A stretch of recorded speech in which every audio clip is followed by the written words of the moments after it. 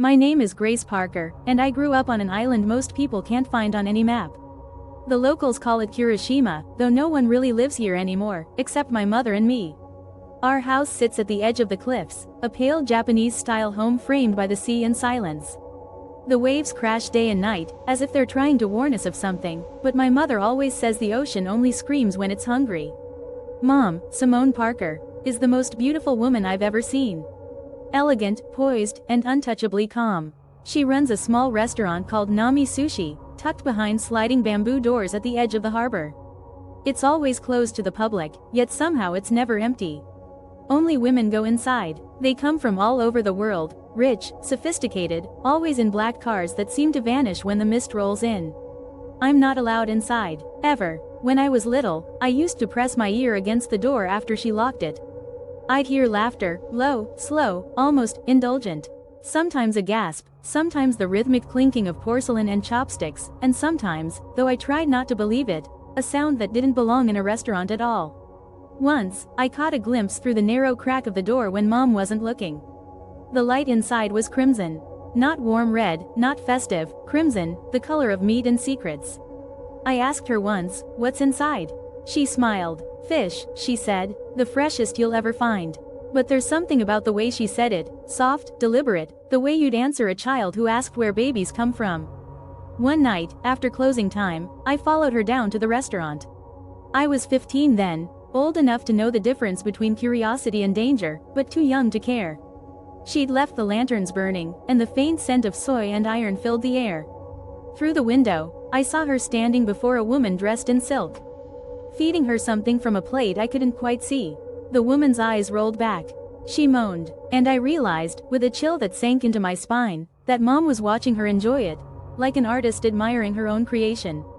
That's when I knocked something over, a chopstick holder, maybe, and the noise broke the trance. The door slid open so fast I thought the air itself screamed.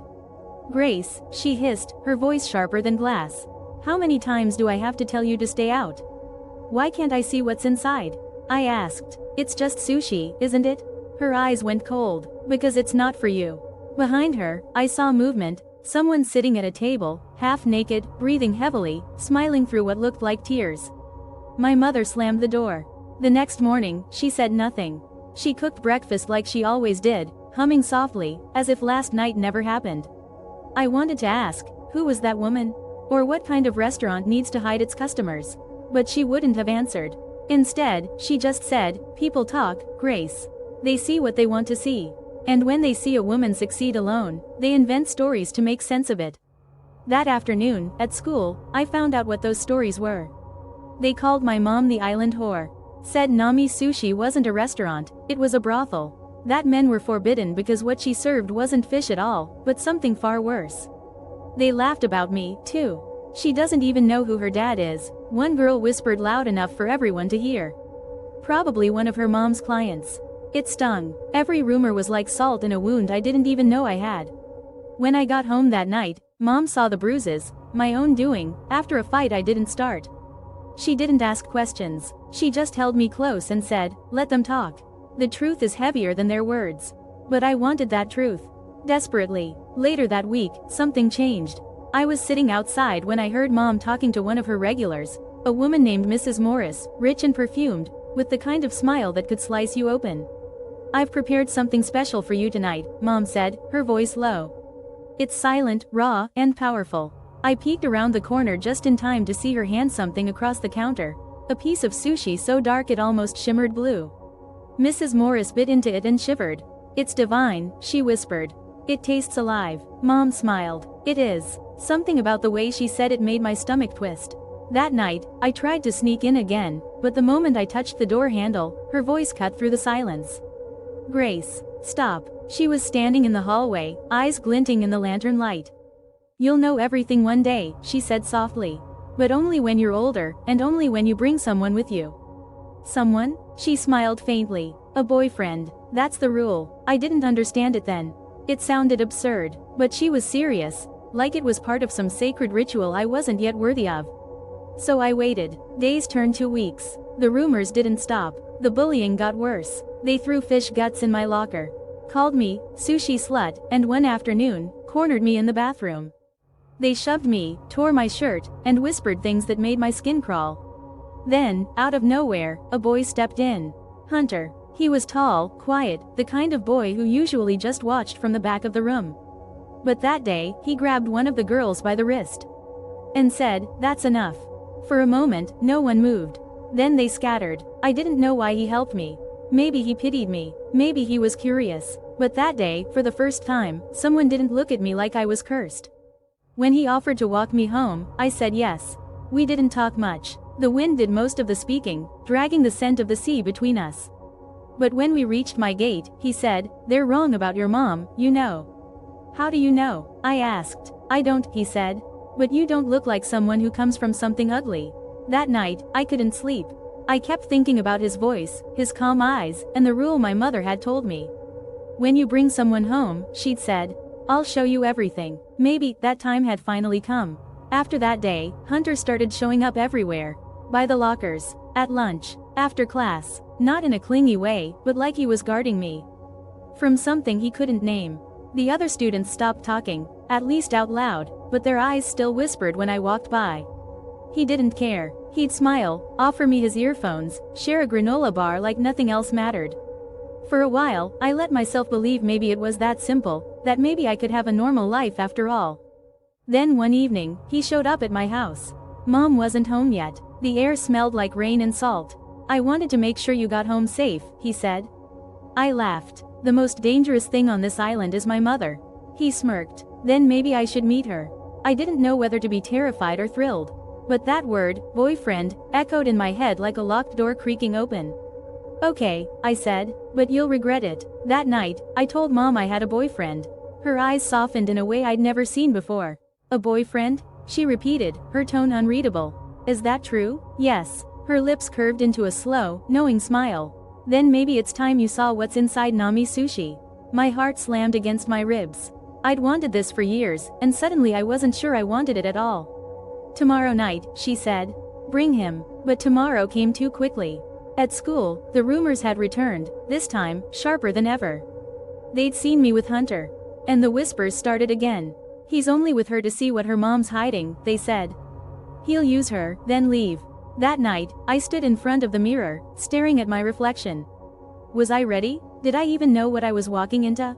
Hunter arrived at dusk. He looked nervous, hands shoved deep in his pockets. "Your mom's expecting me?" he asked. "Yeah," I said. "She said she wants to meet you." He nodded, but there was something in his eyes, curiosity mixed with fear. When Mom opened the door, she was dressed differently, an elegant black kimono embroidered with gold waves, her hair pinned high. She smiled like a hostess greeting an honored guest. "Hunter," she said smoothly. "Grace has told me all about you." He tried to be polite. "It's nice to finally meet you, Ms. Parker."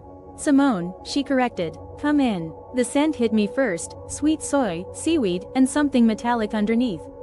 The walls glowed faintly red, as if the light itself was bleeding. Mom poured sake into tiny cups. "To new beginnings," she said. I raised mine, but Hunter hesitated. "It's okay," I whispered. "Just one sip." He drank. I did too. The warmth burned down my throat and spread like ink through water. After a while, I started to feel strange. The room tilted. My vision blurred. I heard my mother's voice, distant and soft, saying, "She's fine. Just tired. She'll sleep it off." Then darkness. When I woke up, my head was heavy, and the house was silent. The clock said 2:13 a.m.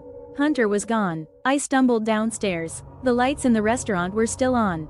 I heard something, a muffled sound. Like a sigh or a cry. I pushed open the door. Empty tables. Flickering lanterns. The faint smell of iron. And from somewhere deep inside, the sound of water dripping. "Mom?" My voice echoed. "Are you in here?" No answer. But on the counter, I saw Hunter's phone. It was still ringing. His ringtone, a soft, low electronic chime, broke the silence. I picked it up. The screen flashed one word, "Unknown." Then it stopped. I turned around, and froze. There, behind the sliding door to the storage room, a faint light pulsed, red and slow like a heartbeat. "Hunter?" I whispered. I opened the door. The smell hit first, rot and salt and something else I couldn't name. The air was thick, humid, alive. The room wasn't storage, it was a tank. Huge, cylindrical, glass fogged with condensation. Something moved inside. I wiped the glass, and screamed. It was a fish, or at least it started as one. Its body was long, glistening, covered in smooth flesh that shimmered between human and marine. But what made my blood freeze were the eyes. They were human, wide, terrified, familiar. Hunter? The creature moved, pressing one hand, human, against the glass. No, it couldn't be. I stumbled backward, but Mom's voice came from behind me. Calm, icy. You shouldn't have come in here.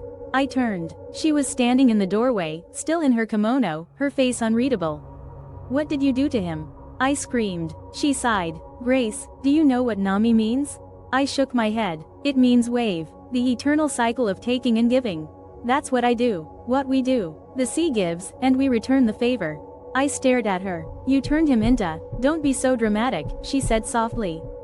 He's not dead. He's becoming. The tank behind me pulsed. The creature's hand slid down the glass, leaving a streak of blood. You said when I brought someone, you'd learn the truth, she finished. And now you have. I backed away, heart pounding, tears burning my face. What are you? I whispered. Her eyes flickered, something ancient behind them. Something that wasn't quite human. Hungry, she said simply. Always hungry. The room swam around me. I ran. I didn't stop until I reached the cliffs, the waves below roaring like 1,000 voices. I wanted to jump, to end whatever nightmare I'd stumbled into, but I couldn't. When I finally turned back, I saw the light from Nami Sushi, still glowing red through the mist. That was the night I left the island. I left Kirishima the next morning without looking back. The ferry sliced through gray water like a blade through silk, and the island disappeared behind a curtain of fog. I told myself I would never return, never see my mother again, never breathe that sea-heavy air. That smelled like iron and loss. For a while, I managed. New York was loud, bright, alive, everything the island wasn't. I went to college, got an apartment that smelled of paint and coffee instead of brine. I told people my mother ran a restaurant, back home, and they nodded politely, never asking more. But the sea doesn't let you forget. Sometimes I'd wake in the middle of the night and hear waves crashing where there shouldn't be any. Sometimes, when it rained, the scent of raw fish would creep through the window. And once, in a sushi bar downtown, I saw a dish that shimmered blue like the one Mrs. Morris had eaten years ago. I ran out before tasting it. 3 years passed before the email arrived. Subject: Come home. From Simone Parker. No message, just a photograph. It was the restaurant Nami Sushi, but the sign above the door was cracked, the lanterns unlit. And standing in the doorway was a woman I didn't recognize. Except I did. Her eyes. They were mine. I tried to ignore it.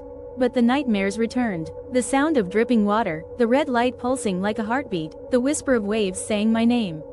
So when my college roommate Pam asked about visiting my mysterious island hometown over spring break, I surprised myself by saying yes.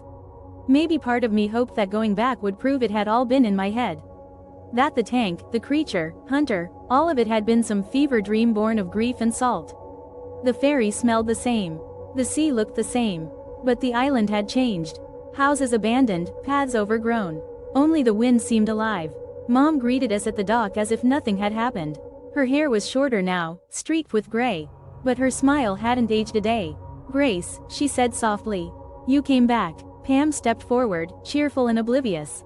Mrs. Parker, it's so nice to finally meet you.